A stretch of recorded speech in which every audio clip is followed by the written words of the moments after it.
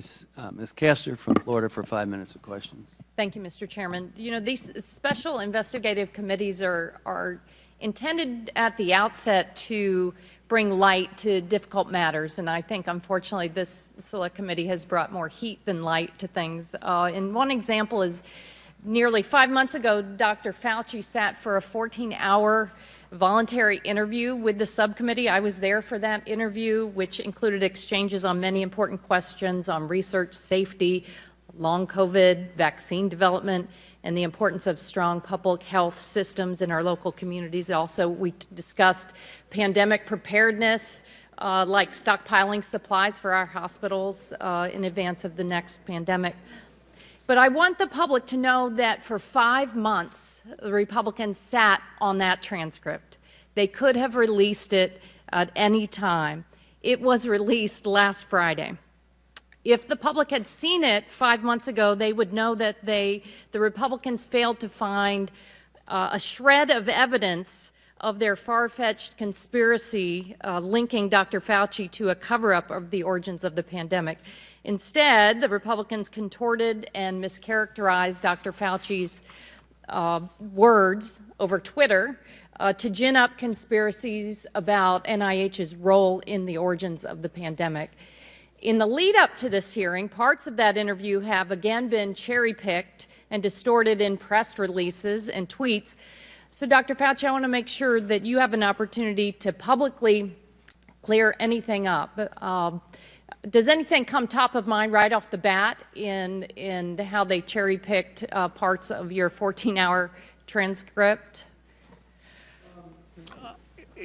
I don't want to be casting stones at the distortions of what was said in that, but, you know, there are a couple of things that come to mind. You know, one I'm sure is going to come up later is the issue of the 6-foot distance, and I made the statement that it just appeared, and that got taken at like, I don't know what's going on, it just appeared. It actually came from the CDC.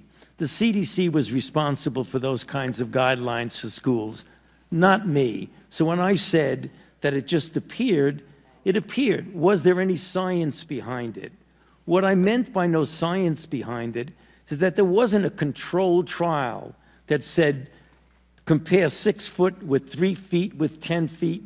So there wasn't that scientific evaluation of it. What I believe the CDC used for their reason to say 6 feet is that studies years ago showed that when you're dealing with droplets, which at the time that the CDC made that recommendation, it was felt that the transmission was primarily through droplet, not aerosol, which is incorrect because we know now aerosol does play a role.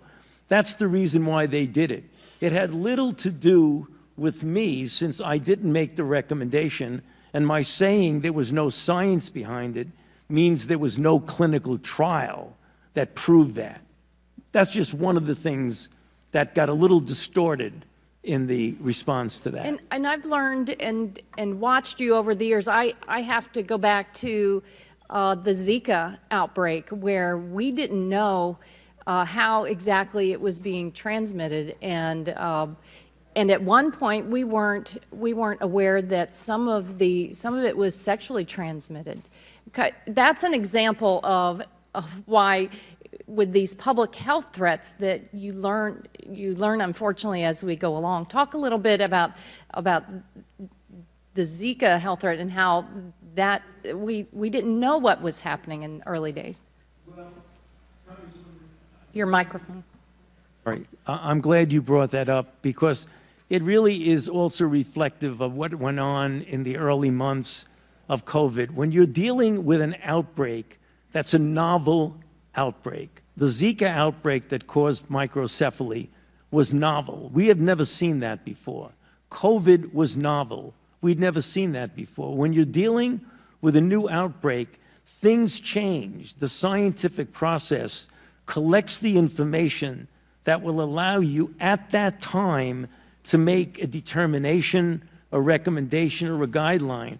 As things evolve and change and you get more information, it is important that you use the scientific process to gain that information and perhaps change the way you think of things, change your guidelines, and change your recommendation.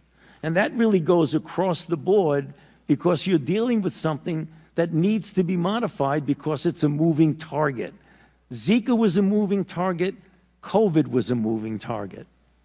Well, thank you very much. And I want to thank the Democratic staff for your minority report. And if it's not already submitted for the record, I'd like to ask unanimous consent to offer into the record the Democratic staff report just completed. Republicans, Fauci flop. Select Committee's 15-month probe fails to find evidence of extreme claims linking Dr. Fauci to COVID-19's origins. And thank the staff. This is an outstanding report that folks should read. Thank you. Now recognize Ms. Malliotakis from New York for 5